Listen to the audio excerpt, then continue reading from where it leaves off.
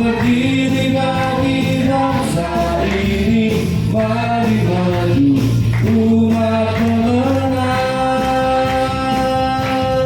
Bukan lagi nyatakan kemuliaannya, bukan lagi nyatakan kebesarannya, sampai setiap lutut berteduh, semua lidah mengaku Yesus Kristus dialah Tuhan segala raja. Dialah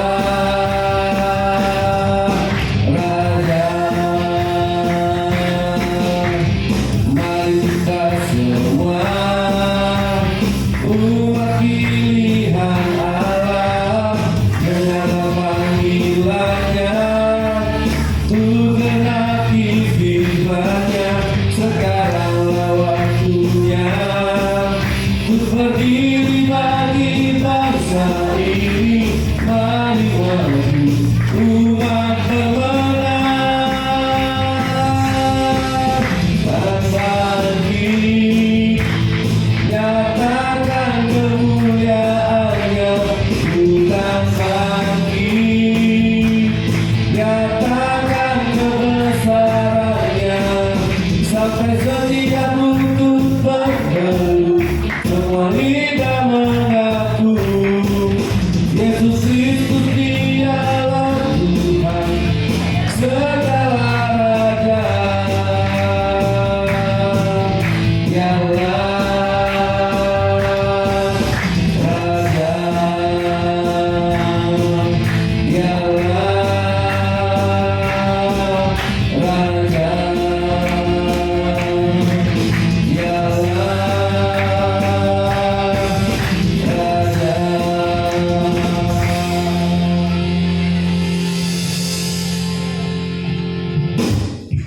Salam saudara yang kasih dalam Tuhan. Puji Tuhan, saat ini kita berada di rumah Tuhan untuk memuliakan nama Tuhan. Mari kita satukan hati dan pikiran kita. Mari kita bersatu dalam doa. Terima kasih Tuhan, terima kasih Allah. Tuhan yang kami sembah di dalam nama Yesus. Tuhan Juru Selamat kami yang memberikan kami kelepasan, sehingga kami saat ini Tuhan bebas, kami merdeka di hadirat Tuhan, sehingga kami bisa datang di rumah-Mu pada saat ini untuk memuji memuliakan nama-Mu dan beribadah kepada Tuhan. Tuhan, terima kasih Engkau urapi kami semua yang ada di tempat ini, supaya kami Tuhan menjadi anak-anak pemuji-Mu, penyembah-Mu di tempat ini. Dan juga kami berdoa buat saudara-saudara kami yang saat ini mungkin masih di perjalanan, Engkau tibakan mereka dengan selamat, supaya bersama-sama kami memuji memuliakan Engkau. Urapi setiap bibir mulut kami, supaya setiap ucapan kami Tuhan, biar pujian, doa dan mazmur kami Tuhan menyenangkan hati-Mu, sehingga ibadah ini Tuhan menjadi yang berkenan di hadapan Tuhan. Terima kasih Tuhan, terima kasih Allah. Kami akan mulai pujian kami akan angkat pujian kami untuk kemuliaan nama-Mu, hanya di dalam nama Yesus kami mengucap syukur dan berdoa. Mari kita sama-sama katakan amin. So, baik, kita akan mulai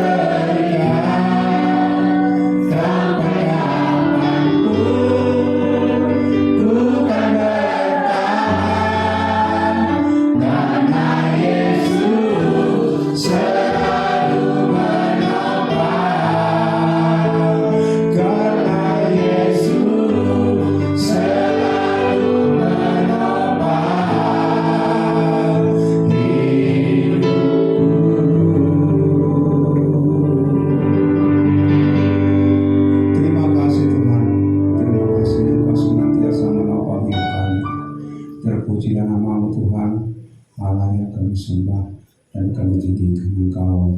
Di dalam nama Yesus Tuhan kami telah meminta pujian untuk kemuliaan nama-Mu dan mazmur doa kami. Untuk itu Tuhan kami akan menunjukkan pujian kami untuk menyembah memuliakan nama-Mu, dan kami akan mengangkat pujian yang menyenangkan hati-Mu. Di dalam nama Yesus, haleluya. Amin. Shalom, silakan duduk. Nama Tuhan. Kita angkat pujian, Tuhanlah kekuatan dan mazmur.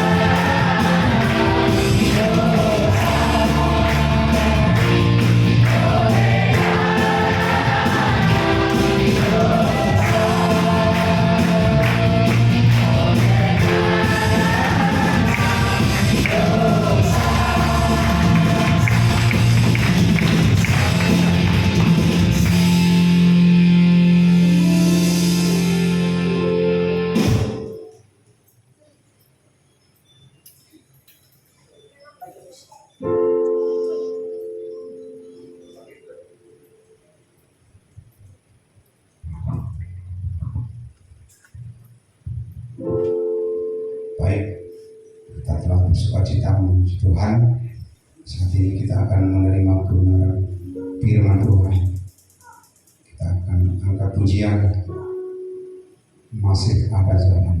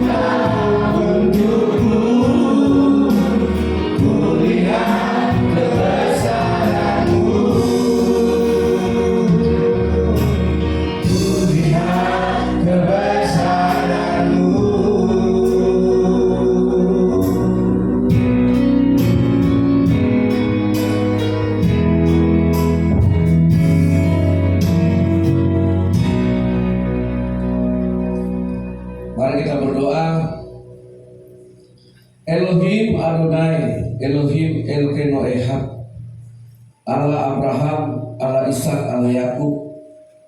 Engkaulah Tuhan Allah kami yang hidup, Elohim Yahweh pencipta langit dan bumi. Tuhan yang kami sembah di dalam nama Yesus, datanglah kerajaan-Mu ya Tuhan. Engkau lawat kami Tuhan Yesus pada saat ini. Engkau berikan kami roti yang dari sorga. Firman-Mu itulah Allah. Allah, Engkaulah firman yang hidup. Tinggallah di dalam kami. Pulihkan kami, jadikan kami ciptaan yang baru, yang serupa, yang segambar dengan Tuhan. Roh Kudus, Roh Allah yang hidup, Engkaulah penolong kami. Bawalah kami kepada kebenaran. Pikiran kami dibimbing, dituntun ke dalam kebenaran Tuhan yang sejati. Hati kami dipenuhi oleh Roh Kudus. Jiwa kami dipenuhi oleh Roh Kudus. Supaya kami pulang dari tempat ini pada hari ini sebagai orang-orang yang dibenarkan, sebagai orang-orang yang dibaharui, orang-orang yang diselamatkan, orang-orang yang merdeka dari segala dosa. Di dalam nama Yesus Tuhan, kiranya Engkau menolong kami dalam segala kelemahan kami, memperlengkapi kami dalam segala kekurangan kami, memberikan hikmat atas segala kebodohan kami. Di dalam nama Yesus, terimalah segenap hidup kami Tuhan. Berkati pendengaran kami, supaya dari pendengaran inilah timbul iman. Tuhan Yesus, kami sambut firman ini dengan segenap hati yang percaya, supaya firman ini jatuh di tanah yang baik. Di dalam nama Yesus, haleluya. Semua kita yang percaya berkata amin. Silakan duduk.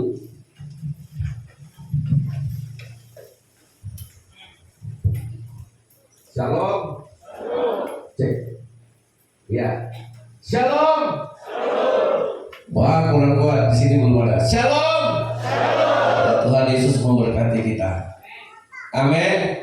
Oke, Tuhan memberkati kita hari ini. Kita masih belajar tentang iman. Iman. Mari sama-sama kita katakan iman. Amin. Iman dari mana datangnya? Dari mendengar firman Tuhan. Firman itu siapa? Firman itu adalah Allah. Allah itu adalah firman. Jadi ini high class. Ya, ini bukan high class lagi. Ini kelas yang sempurna. Yang sempurna. Nah, saudara yang dikasih oleh Tuhan, supaya kita lebih mengerti lagi. Seringkali orang percaya kepada Tuhan, tapi ketika Tuhan lihat imannya nggak ada. Ya, saya yakin semua sini pasti percaya sama Tuhan. Katakan amin. Amin. Yes. Tapi apakah saudara percaya karena iman? Kalau apakah iman yang membuat saudara percaya atau tidak? Nah, saudara yang dikasih oleh Tuhan, ketika kita percaya, Tuhan Yesus akan tahu engkau percaya kepada Tuhan karena iman atau bukan. Nah, saudara yang dikasih oleh Tuhan, saya kemarin sebenarnya 2 kali saya gagal ya menyampaikan tentang orang kaya ya. Nantilah itu ya. Ya, kita lihat dalam Matius pasal yang ke-14. Matius pasal 14. Nah, ini tadi sekolah minggu khotbah saya ini juga, saudara. Ayatnya yang ke-23 kita mulai. Matius pasal 14. Kisah ini adalah kisah mulai dari 22 saja. Saya baca ayat 22. Bapak Ibu jemaat Tuhan, baca ayat 23 berganti-gantian ya. Yesus berjalan di atas air. Sesudah itu Yesus segera memerintahkan murid-muridnya naik ke perahu dan mendahuluinya ke seberang. Sementara itu ia menyuruh orang banyak pulang. 2, 3.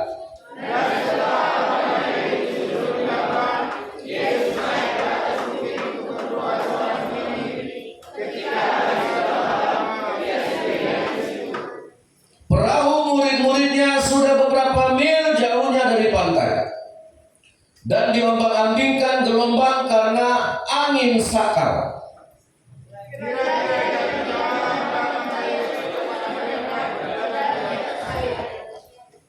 Ketika murid-muridnya melihat dia berjalan di atas air, mereka terkejut dan mereka berseru, "Itu hantu!" Lalu berteriak-teriak karena takut.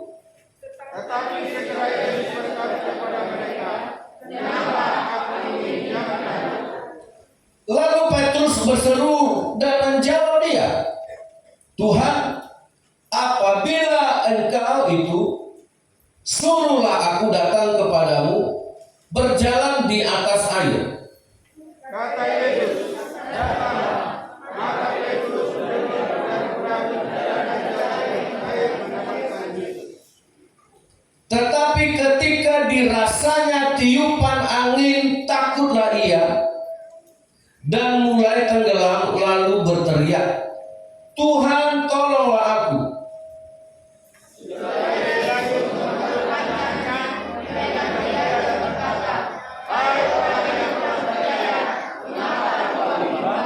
Lalu mereka naik ke perahu dan angin pun reda. Nah, saudara yang dikasih oleh Tuhan ya, situasi kita selalu tidak memuaskan hati Tuhan ya. Nah, saudara, kebiasaan murid-murid Yesus, dia melihat Yesus itu membuat mukjizat. Dia biasa melihat Yesus itu menyembuhkan, orang buta melihat, orang lumpuh berjalan, orang bisu berkata-kata, orang tuli mendengar. Hal yang sering mereka lihat ketika Yesus membangkitkan orang mati, ketika Yesus memberi makan 5.000 orang. Tapi pada satu hari ketika pengalaman yang berbeda terjadi. Nah, mereka sedang mengalami pencobaan di mana perahunya benar-benar diombang-ambingkan oleh gelombang yang oleh badai, oleh angin badai, sehingga mereka sangat-sangat ketakutan. Dan dalam ketakutan itu mereka melihat ada sesosok manusia berjalan di atas air, dan mereka bilang hantu. Karena pikir mereka cuma hantu yang bisa jalan di atas air, Tuhan tidak bisa. Ya, karena mereka tidak pernah lihat Yesus jalan di atas air. Mereka tidak pernah lihat Yesus terbang atau jalan di atas air. Sehingga mereka bilang, itu hantu. Padahal Yesus bilang, saya bukan hantu, saya Tuhan. Nah, baru mereka percaya. Oh, Petrus langsung berteriak, "Kalau benar Engkau itu Tuhan, buat saya berjalan. Buat saya berjalan seperti Engkau berjalan." Ya. Nah, saudara perhatikan di sini. Keluarlah kau dari perahumu. Ya, keluar. Nah, Petrus dengan gagah berani dia keluar dari perahunya. Seperti yang dikatakan Yesus atau seperti yang dilakukan Yesus, seperti Yesus berjalan di atas air, demikian Petrus berjalan di atas air. Sama. Nah, saudara lihat ya. Tapi kita membaca tadi, kenapa Petrus tenggelam, Yesus tidak. Nah, di sini kita lihat, saudara, saya selalu menyaksikan begini. Banyak sekali orang Kristen pertobatannya tidak permanen. Ya, di tengah jalan tenggelam. Di tengah jalan gagal. Saudara, tidak sulit bagi Yesus untuk membuat Petrus berjalan di atas air. Dan bukankah kita semuanya orang Kristen ingin sesuatu yang hebat terjadi dengan kita? Ada berapa banyak orang Kristen yang ditolong Tuhan, tapi di tengah jalan rontok imannya, ada yang murtad, ada yang pindah agama, ada yang lagi, ada yang hidup dalam dosa, ada yang hidup dalam perzinahan. Kenapa? Nah, pertama begini saudara, Tuhan Yesus ketika menyuruh Petrus berjalan di atas air, dengan semangatnya Petrus bilang, buat aku berjalan seperti engkau. Tuhan buat. Ya, Tuhan buat. Mungkin kita pernah berdoa, Tuhan angkat aku, Tuhan pakai aku, Tuhan jadikan aku pintar, Tuhan jadikan aku berhasil, Tuhan jadikan. Tidak sulit bagi Tuhan untuk menjadikan itu. Tapi lihat, walaupun Petrus berjalan di atas air, Tuhan tidak mengubah situasinya. Tuhan tidak mengubah kondisinya. Tuhan tidak mengubah masalahnya. Karena apa? Karena Tuhan sesungguhnya ingin mengubah Petrusnya. Nah saudara yang dikasih oleh Tuhan, berapa banyak kita orang Kristen yang akhirnya gugur iman kita, yang awalnya semangat, yang dulunya kita benar-benar semangat fight,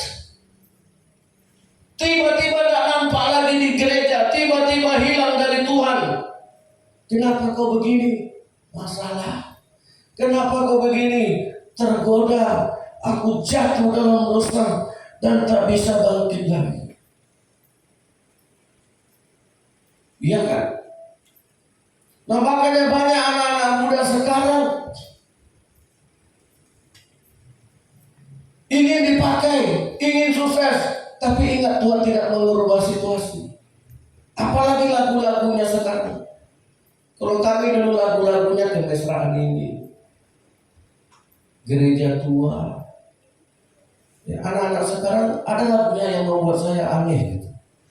Engkau dustai, aku pun percaya. Iya, nggak tahu lagi, nggak update. Iya, didustai, percaya pula itu. Nah, lanjutkan lagu itu. Nah, Allah tidak mengubah situasinya. Kalau mau jadi Kristen, Allah tidak mengubah situasi. Ya, Tuhan, kenapa aku berhadapan dengan orang kayak gini? Kenapa aku punya dosen yang kayak gini? Kenapa aku punya tetangga yang seperti ini? Kenapa aku punya lingkungan, punya pekerjaan, punya saudara? Tuhan tidak mengubah situasi. Petrus, Tuhan tidak ubah situasi Petrus. Gelombang tetap berjalan, badai tetap berjalan, angin tetap berhembus. Tuhan tidak ubah itu. Jadi kita itu ikut Tuhan tidak hanya sekedar ingin gagah-gagahan. Ya. Nah ketika Petrus melihat dan merasakan angin, badai, tiba-tiba dia jatuh, dia tenggelam.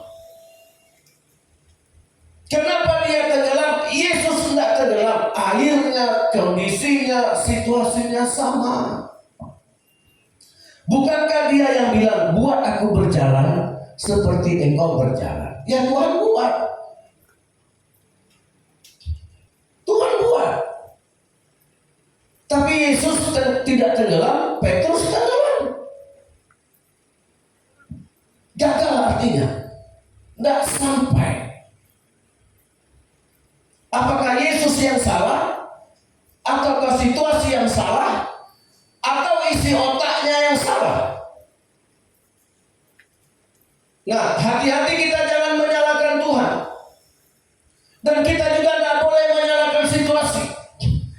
ketika Yesus menolong Petrus, dia bilang apa? Kenapa kamu kurang percaya? Nah, itu yang saya katakan. Apakah engkau percaya kepada Tuhan, tapi nggak ada iman di dalamnya? Itu kekurangannya.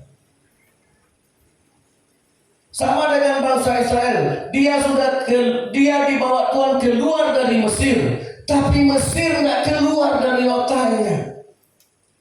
Apa yang nggak keluar dari benaknya si Petrus? Ketakutan. Ketika dirasanya angin yang kencang itu, masuk ketakutan, dan dia menoleh kepada badai itu. Dia melihat kepada gelombang itu. Dia jatuh. Saudara, nah, ketakutan yang masuk itu yang dirasa oleh Petrus. Saya suka bahasanya itu mengatakan seperti saudara lagi ngecas. Di situ menggunakan kata charging. Saudara tahu, ketika kita mengecas, ada yang masuk arus ke dalam HP kita, yang lama-lama bertambah powernya. Saudara, nah, ketakutan itu menguasai seluruh pikiran. Seperti kita mengecas HP, seperti itulah ketakutan itu mengecas. Seperti itulah perasaannya Petrus ketika masuk, langsung menguasai hidup. Ingat peristiwanya istri Lot. Peristiwa istri Lot sudah di depan mata. Pergi, tinggalkan Sodom dan Gomora. Kalian lari, jangan berhenti sampai di kota Zoar. Cepat, sebelum aku memusnahkan Sodom dan Gomora, dan jangan menoleh ke belakang. Ya, tapi Sodom tidak keluar dari pikirannya istri Lot. Dia berlari meninggalkan Sodom dan menoleh ke belakang jadi tiang garam. Tuhan tidak mengubah situasinya. Tuhan hancurkan Sodom. Tuhan binasakan Sodom. Istri Lot menoleh ke belakang, dan seketika itu dia jadi tiang garam. Jadi saudara, barang siapa mau mengikut aku, dia menoleh ke belakang, dia tidak layak. Barang siapa membajak, bukan mengikut aku, sorry saya ralat. Barang siapa sedang membajak, tapi sambil membajak dia menoleh ke belakang, dia tidak layak jadi muridku, kata Tuhan. Menoleh itu apanya? Kepalanya. Saudara yang dikasih oleh Tuhan. Nah, itulah ciri-ciri orang percaya tanpa iman. Ya, orang yang percaya kepada Tuhan tapi iman tidak ada di dalamnya, sehingga dia tidak pernah melihat, fokus matanya tidak pernah tertuju kepada Tuhan. Nah, makanya saudara yang dikasih oleh Tuhan, ada 365 kata di dalam Alkitab yang berkata jangan takut, jangan takut, jangan takut, jangan khawatir, jangan bimbang, jangan cemas, jangan ragu, jangan susah. Selalu itu ada dalam firman Allah. Jangan takut itu paling sering dikatakan Tuhan. Nah, apakah iman bisa mengeluarkan ketakutan itu? Apakah iman bisa mengeluarkan kecemasan itu supaya kita tidak menoleh ke kiri dan ke kanan? Saudara, kenapa Petrus menoleh? Karena ada ketakutan. Kenapa istri Lot menoleh? Karena ada ketakutan, karena ada kecemasan.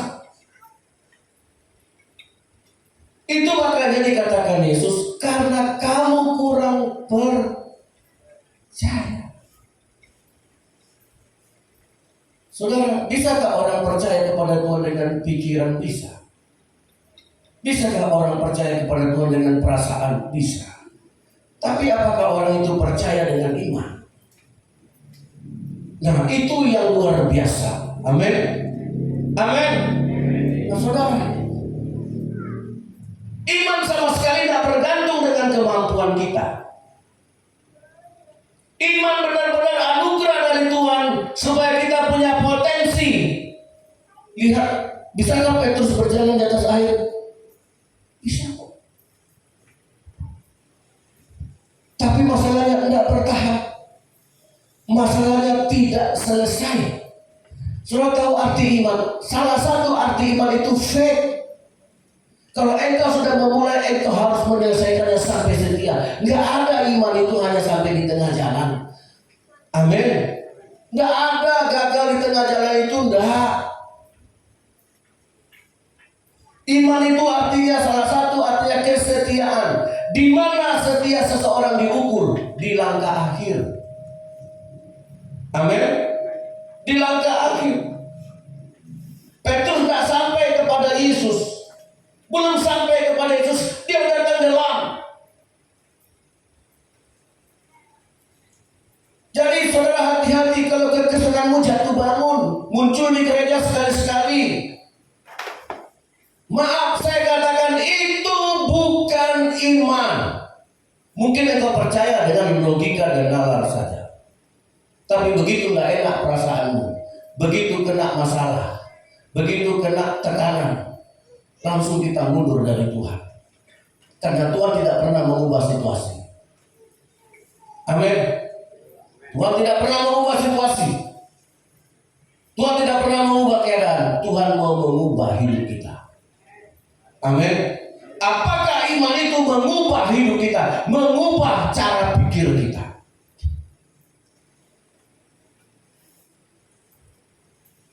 Dipikir Petrus, begitu dia berjalan terus langit langsung cerah, angin langsung reda, terus gelombang langsung berhenti, angin langsung berhenti sepoi-sepoi. Tidak.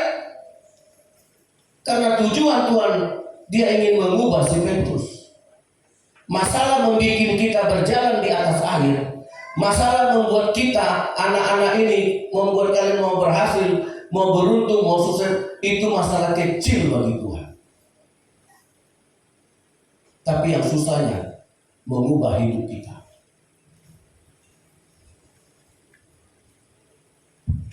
Saudara, nah, iman itu bukan barang murahan. Ya, iman itu satu kuasa, satu power, satu pengaruh yang luar biasa. Iman itu harus bisa mempengaruhi hidup kita. Iman itu harus bisa mempengaruhi nalar kita. Iman itu harus bisa mempengaruhi kebiasaan buruk jadi baik. Amin. Itu iman yang mengubah hidup manusia. Tapi orang Kristen diajar kadang-kadang suka salah ajar juga. Kita ingin iman itu situasi berubah. Kita dengan bangganya bilang, batu berubah jadi roti. Yesus tak mau juga. Karena Yesus juga tidak mau mengubah situasi. Dia mau menjalani, walaupun dia harus lapar 40 hari 40 malam. Karena yang mau dibentuk Tuhan, yang mau dipakai Tuhan itu Yesus. Amin. Nah, kita sakit sedikit cengeng. Yang sakit apa? Kan daging kita. Samalah, sadar besar. Kalau Tuhan tidak tolong, aku tetap percaya. Kalau Tuhan tidak selamatkan, aku tetap tidak mau menyembah patung. Itu iman yang mengubah manusia. Amin. Jadi jangan fokus iman itu mengubah situasi. Iman itu mengubahku, mengubah cara berpikirku. Dan iman itu harus bisa menguasai seluruh hidup kita. Iman itu harus bisa mengubah cara berpikir kita. Dan iman itu tidak bergantung dengan hidup kita. Saya kasih ini sepasang suami istri yang hebat imannya. Roma pasal yang keempat. ayat 19. Ya, kita mau bicara tentang iman yang mengubah hidup, mengubah pola pikir gitu. Sehingga iman itu betul-betul mengubahkan kita layak menjadi serupa dengan Tuhan. Amin. Roma 14 ayat 19. Ayo sama-sama. 2, 3. Imannya tidak menjadi lemah, walaupun ia mengetahui bahwa tubuhnya sudah sangat lemah, karena usianya telah kira-kira 100 tahun, dan bahwa rahim Sarah telah tertutup. Roma 4 ayat 19.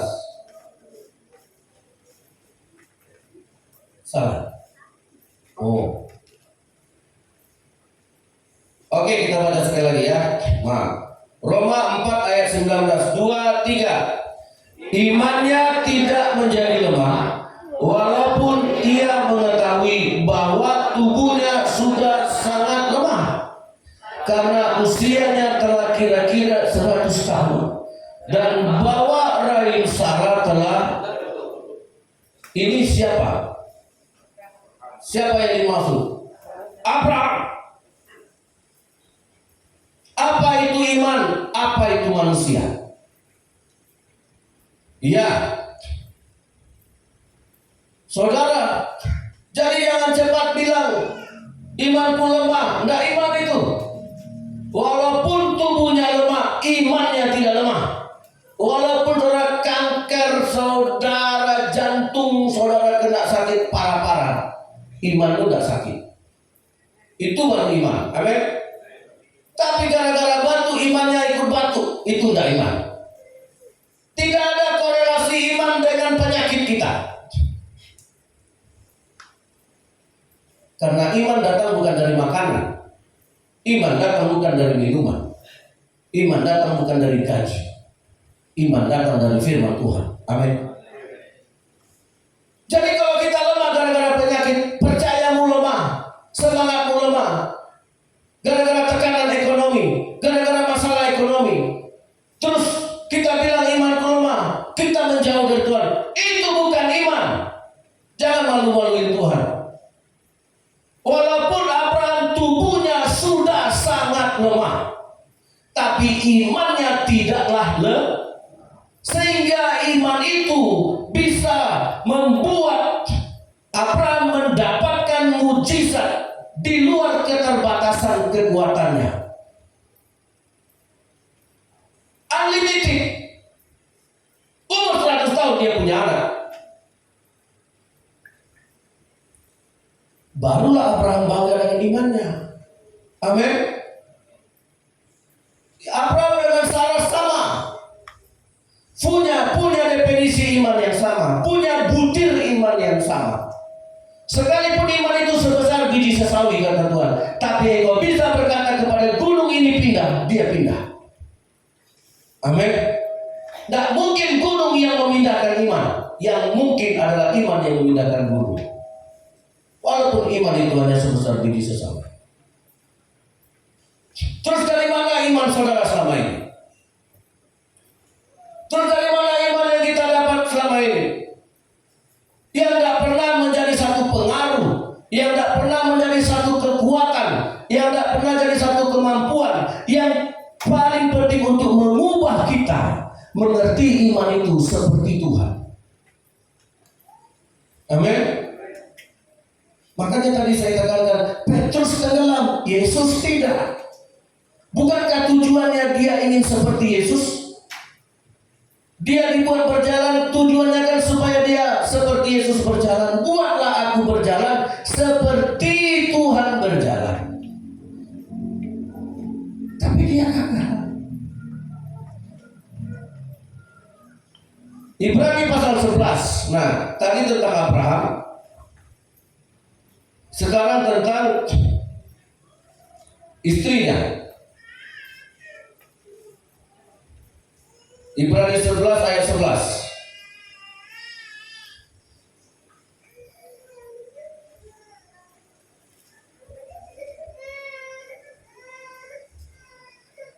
Ya, ayo sama-sama kita baca lagi. Ibrani 11 ayat 11. 2, 3.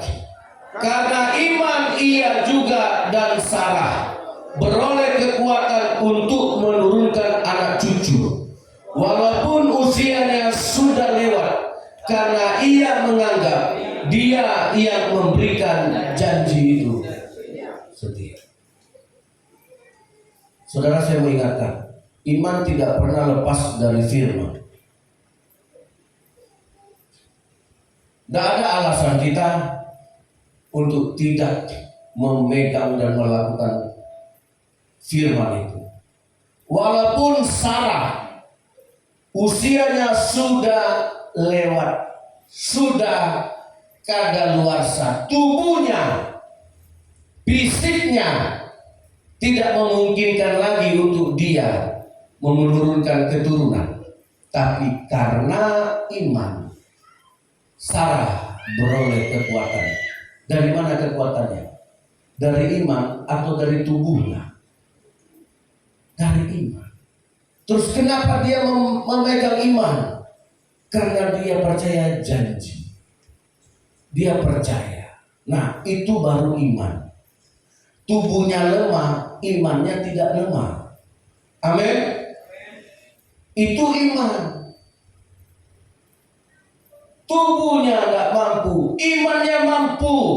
Itu baru iman. Jadi jangan asal ngomong iman, bilang imannya lemah lagi. Kita bilang lagi imanku nggak kuat lagi. Itu nggak iman yang saudara bilang itu. Karena imannya Abraham, tubuhnya lemah, imannya kuat. Tubuhnya sakit, imannya kuat. Nah, itu baru yang disebut iman. Amin. Sama dengan Sarah. Udah 90 tahun, semua tubuhnya sudah tidak mampu, tapi iman memampukan. Nah, itu baru iman. Jadi jangan gara-gara tekanan engkau bilang imanmu lemah. Gara-gara dikhianati, diputusin pacar, terus iman kita lemah. Itu bukan iman. Terus gara-gara sakit kita tidak sembuh-sembuh, terus kita bilang imanku jadi lemah. Itu juga bukan iman. Ya, koreksi iman kita. Karena iman itu sebenarnya satu realitas Allah, satu gambaran Allah yang sempurna yang akan diwujudkannya dalam hidup kita. Itu makanya iman itu mempengaruhi pikiran dan akhirnya mengubah kita, membentuk kita menjadi serupa, menjadi segambar dengan Tuhan. Amin.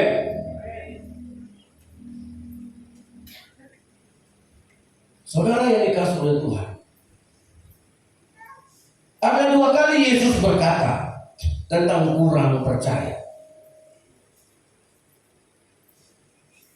Karena begini saudara, masalah kita orang Kristen adalah untuk Tuhan selalu kita kurangi.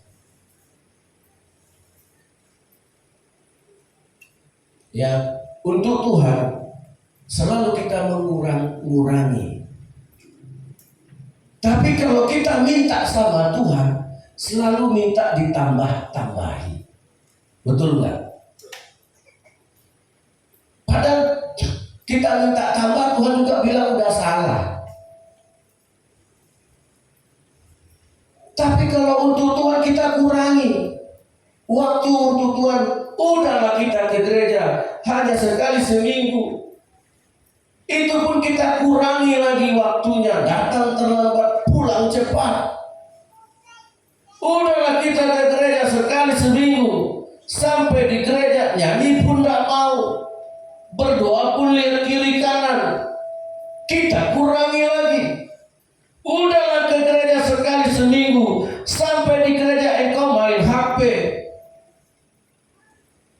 Karena kebiasaan buruk kita mengurangi untuk Tuhan.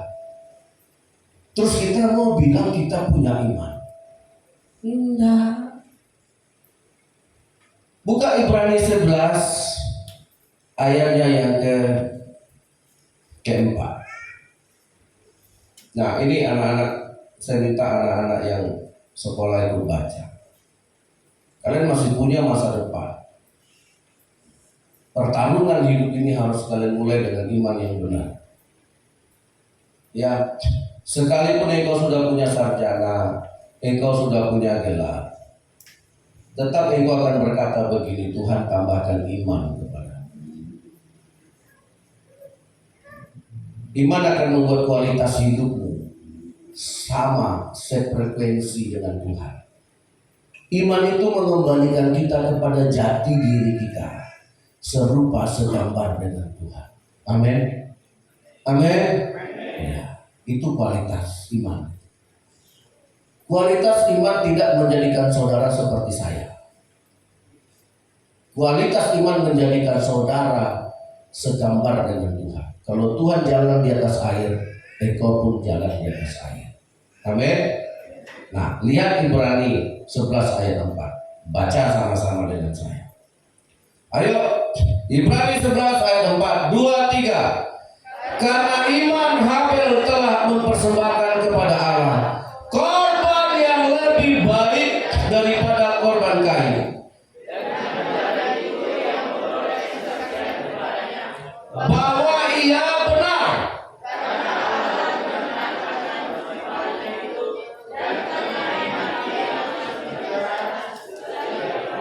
Nah, Habel adiknya siapa?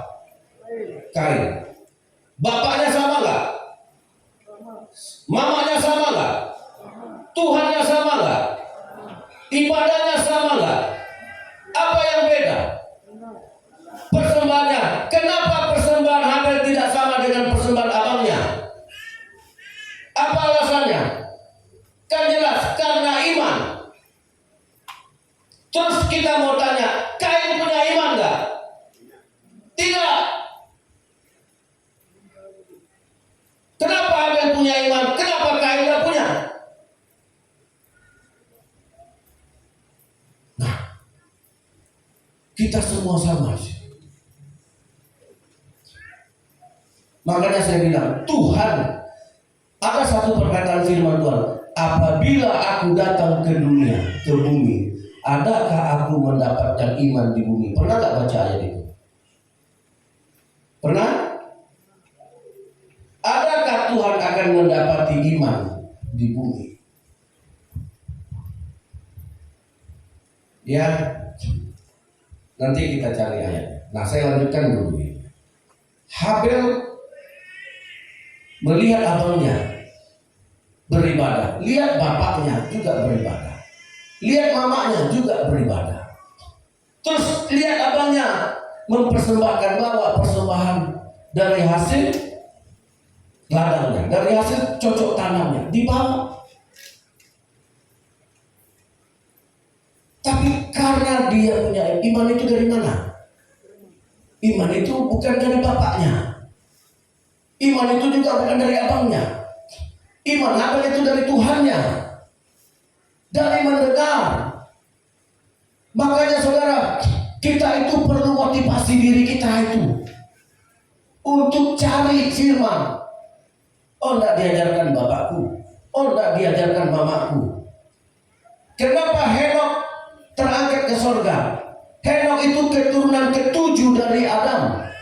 Kenapa Adam tidak terangkat? Kenapa Set tidak terangkat? Kenapa yang lain-lain tidak terangkat? Kenapa Kain terangkat? Kenapa Henok terangkat? Iya kan? Iman itu tidak ikut-ikutan.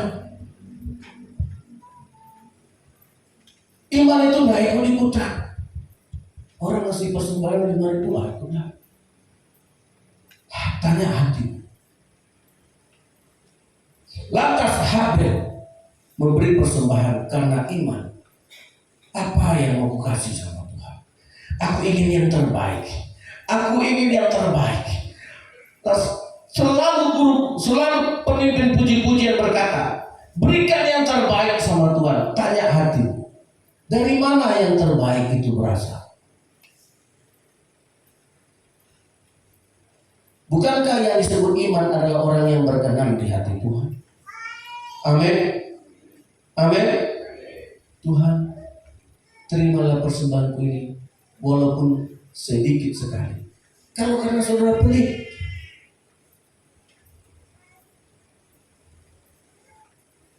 kita saja dikasih sedikit tidak mau.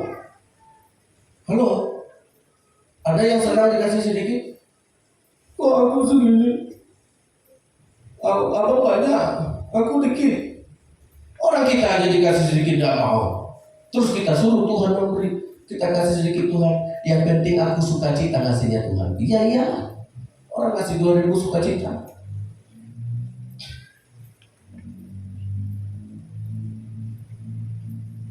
Ya. Nah makanya saudara, untuk Tuhan kita harus lakukan juga dengan iman. Makanya persembahan kain itu, apel itu diterima Tuhan. Beri yang terbaik. Amin. Apa kata Tuhan? Kalau kau diminta jabut bajumu, kasih juga Nah itu baru anak Tuhan. Ditampar pipi kiri, kau kasih pipi. Nah itu baru kita cerita iman itu. Saudara. Itu baru cerita tentang iman. Nah mau nggak saudara punya iman? Iman yang gini, iman yang satu frekuensi dengan Tuhan inilah yang membuat kita naik jadi kepala, jadi orang hebat. Amin. Engkau mau melakukan perkara yang besar. Anak-anak, saya mau katakan, walaupun engkau lulus dengan IPK tertinggi, mau 4,0, di atas langit masih ada langit. Engkau pintar di sini, masih lebih banyak orang yang lebih pintar. Ini maaf saya gak melenceng sedikit. Amsal mengatakan, lebih dahulu melekat kebodohan pada otak kita daripada kepintaran.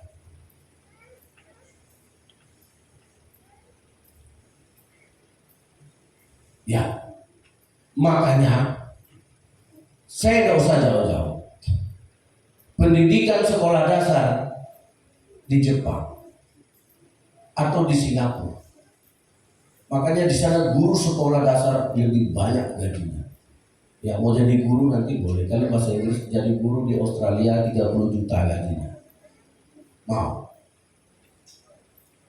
jadi guru di Indonesia, makanya orang luar negeri kaget Indonesia gaji gurunya. Ya gaji sesuai dengan karakter lah. Mau jadi guru di Cina, mau jadi guru di Belanda, sana orang kekurangan guru. Kalian pintar aja bahasa Inggris. Ya, habis itu melamar jadi guru di sana, kalah di sini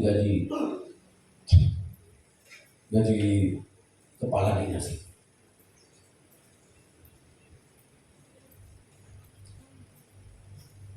Jadi saudara yang dikasih oleh Tuhan, kebodohan lebih dahulu melekat di otak kita. Makanya kadang-kadang kita suka tertipu. Pintar cucu aku, ambilkan sendal aku, ambil pintar cucu aku. Iya kan? Nah kita kan tergodanya di situ. Benar nggak dia pintar? Ya. Jadi saudara, makanya yang pendidikan yang disebut pendidikan ini maaf bukan saya sok jadi guru, karena saya tahu dari firman pendidikan yang baik mengambil kebodohan yang udah melekat di otaknya. Ambil dulu itu, karena itu kanker itu. Untuk melepaskan kebodohan dari otak semua manusia, itu pendidikan karakter. Ya. Makanya anak-anak di negara lain itu SD belum tahu matematika, tak apa.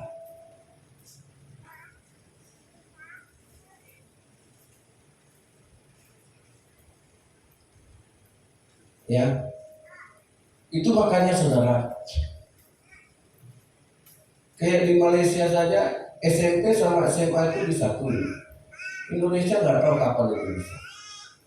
Sehingga kita yang swasta terlalu banyak uang swasta, uang pembangunan, uang seragam. Kalau pemerintah mau SMP sama SMA, negara lain sudah satu itu kok dari dulu lagi. SMP SMA itu 5 tahun. Tahun ke-6 dasar dia untuk ikut kuliah. Bangsa ini pun jadi ringan. Gak kebanyakan bikin uang seragam, gak kebanyakan bikin pendaftaran pindah sekolah. Dan pemerintah juga tidak susah bangun sekolah banyak.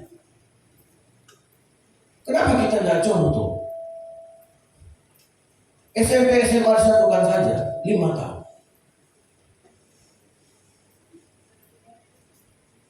Iya. Nah, makanya kembali di sini ada satu hal. Kalaulah pendidikan tidak bisa menghilangkan kebodohan kita, maka kita berharap kepada iman. Iman inilah yang mampu memerdekakan kita dari kebodohan. Amin. Di Alkitab ada 2 jenis manusia. Ada orang bodoh, ada orang bijak. Amin. Siapa orang bijak? Orang yang dengar dan lakukan. Siapa orang bodoh? Dia dengar tapi dia tidak lakukan. Saudara, nah seringkali kita tidak lakukan karena kita merasa itu berat. Contoh, Tuhan suruh memberi, kita tidak mau memberi. Kenapa? Takut rugi. Itu bodoh. Yang bisa membuang kebodohan itu iman. Apalagi Tuhan bilang sama kita, ampuni saudaramu. Dalam 1 hari itu 7 kali dia buat dosa, Tuhan bilang ampuni. Siapa orang bijak? Orang bijak dengar dan lakukan. Orang bodoh dengar dan tidak lakukan. Kenapa tidak lakukan? Karena berat, karena susah, karena rugi. Rugi perasaan aku kalau aku harus mengampuni orang itu. Rugi aku kalau aku harus membalas kejahatan dengan kebaikan. Kita tidak mau lakukan karena apa? Kita bodoh. Nah, apakah gereja harus melahirkan orang bodoh? Di dalam nama Yesus saya tidak mau. Gereja GBI harus melahirkan orang bijak. Amin. Karena kita bicara iman, kita akan melakukan sekalipun itu tidak mungkin. Itu iman. Saudara, berat gak bagi Abraham untuk memberikan anak satu-satunya?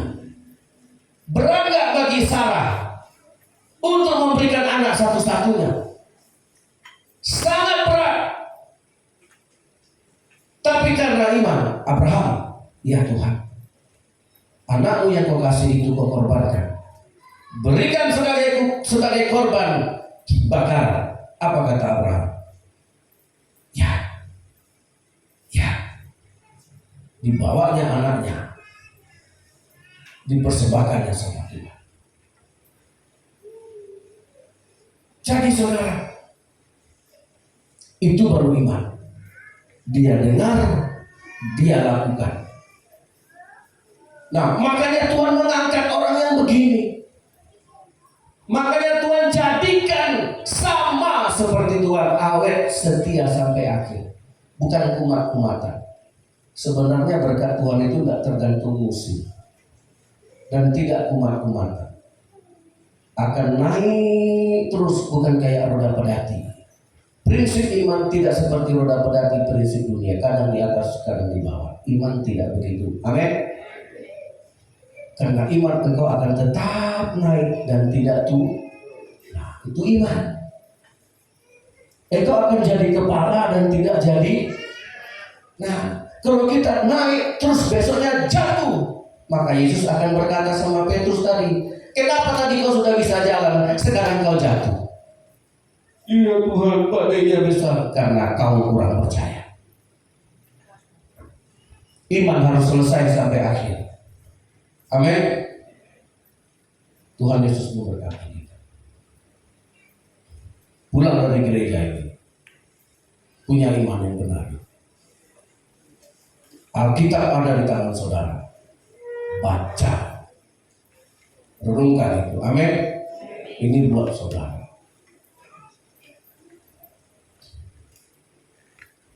Bisa. Satu tangan aja lah.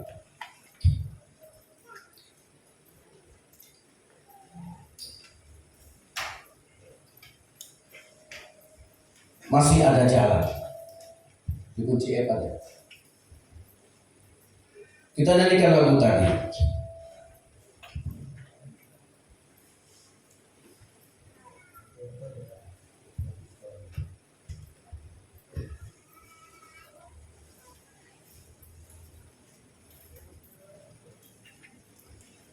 Mari kita nyanyikan pujian ini, saudara. Boleh kita renungkan sebentar firman Allah ini. Tanam. Kalau saudara minta, Tuhan buat aku berjalan seperti engkau berjalan. Tidak ada yang mustahil, Tuhan tetap mau. Tapi masalahnya, engkau jatuh, engkau gagal, karena engkau tidak mengisi kepercayaanmu dengan iman, sehingga iman yang berubah. Kalau sudah punya iman hari ini, biarlah iman itu mengubah. Engkau yang kuat jadi lemah, tubuhmu lemah, imanmu tetap kuat.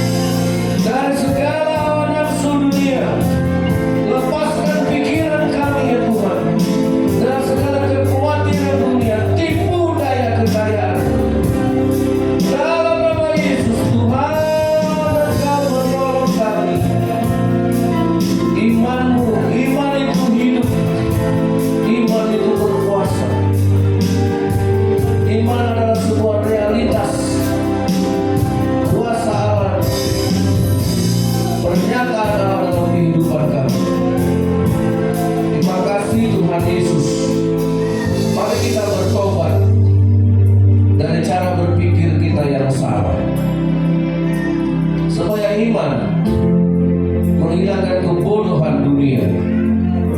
Kebodohan yang terbesar engkau dengar, tapi engkau tidak lakukan. Itu bodoh. Tidak mungkin ada iman di dalam dirinya. Tidak mungkin. Sangat tidak mungkin. Karena iman ada pada orang bijak. Orang bijaksana adalah orang yang dengar firman dan dia lakukan. Walaupun dia tidak tahu, Abraham lakukan. Dia sampai di tanah Kanaan. Walaupun tubuhnya lemah, imannya tidak lemah. Walaupun Sarah sudah tidak kuat untuk melahirkan anak, tapi dia dapat kekuatan dari iman untuk melahirkan anak. Tuhan ingin kita menjadi orang yang beriman. Diberkatilah yang percaya kepada firman Tuhan, supaya kami bertobat dari cara-cara berpikir kami yang salah. Lepaskan kebodohan itu, sehingga kebodohan yang selalu menghambat kami untuk melakukan firman, patahkan, lepaskan karat-karat kebodohan itu oleh darah Yesus. Kami mau Tuhan berjalan di atas air dan tidak tenggelam seperti Petrus. Kami mau berjalan sampai bertemu dengan Engkau, melewati badai, melewati gunung, melewati lembah. Kami mau berjalan terus. Kami mau tetap melangkah walaupun onak duri. Kami akan tetap berjalan bersama Yesus Kristus Tuhan. Kami lakukan perkara yang besar. Terpujilah Engkau penolong kami yang hidup. Berikanlah kami iman, walaupun hanya sebesar biji sesawi. Tambahkanlah itu di dalam hidup kami. Tambahkanlah itu di dalam pikiran kami, supaya kami bisa berkata, demi nama Yesus, hai gunung, pindahlah engkau. Maka dia akan taat, karena kami juga taat kepada Tuhan. Haleluya. Amin.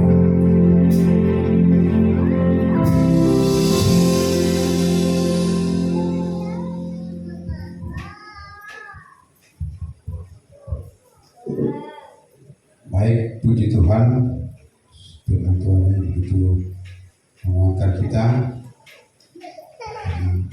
Apapun benturan dalam hidup kita, khususnya akhir tahun ini, akhir tahun ajaran, mungkin anak kita menemui jalan-jalan yang buntu, mungkin masalah ekonomi, masalah pendidikan, masa depan.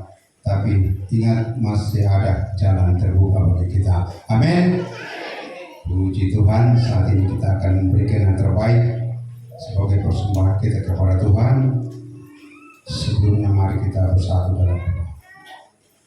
Terima kasih Tuhan, terima kasih Allah. Kami bersyukur Tuhan, sungguh kami merasa bahagia hari ini karena kami mendapatkan pengajaran firman Tuhan, supaya kami Tuhan yakin sebagaimana Petrus bisa berjalan di atas air, tapi karena dia bimbang ragu akhirnya tenggelam. Tuhan ajar kami supaya kami bisa berjalan dalam hidup kami, dan kami tetap kuat dan kokoh sehingga kami tidak tenggelam dan jatuh. Karena kami sangat yakin dan pasti bahwa ada jalan yang Engkau bukakan di dalam setiap benturan, di dalam setiap masalah, di dalam setiap tantangan, di dalam pergumulan hidup kami. Khususnya Tuhan, hari-hari terakhir ini, bulan-bulan minggu terakhir ini Tuhan, mungkin kami mengalami masalah, mungkin masalah keuangan untuk melanjutkan pendidikan, dan juga Tuhan masalah pekerjaan yang mungkin hari saat ini akan ada yang masalah, tapi kami yakin percaya apapun yang menjadi benturan, hambatan, tantangan dalam hidup kami akan terobos dan kami tembus, karena kami yakin Engkau pasti bukakan jalan bagi kami. Terima kasih Tuhan, saat ini kami akan memberikan persembahan kami. Kiranya Engkau berkatilah persembahan ini menjadi persembahan yang harum, yang kudus di hadapan Tuhan, dan bagi jemaat yang memberikannya Tuhan dengan sukacita, Engkau kembalikan berkali-kali lipat. Terima kasih Tuhan, ajarkan murid yang terbaik sehingga kami memberikan dengan sukacita. Haleluya. Amin. Baik, kita angkat pujian Tuhan yang kekuatan dan Mazmur.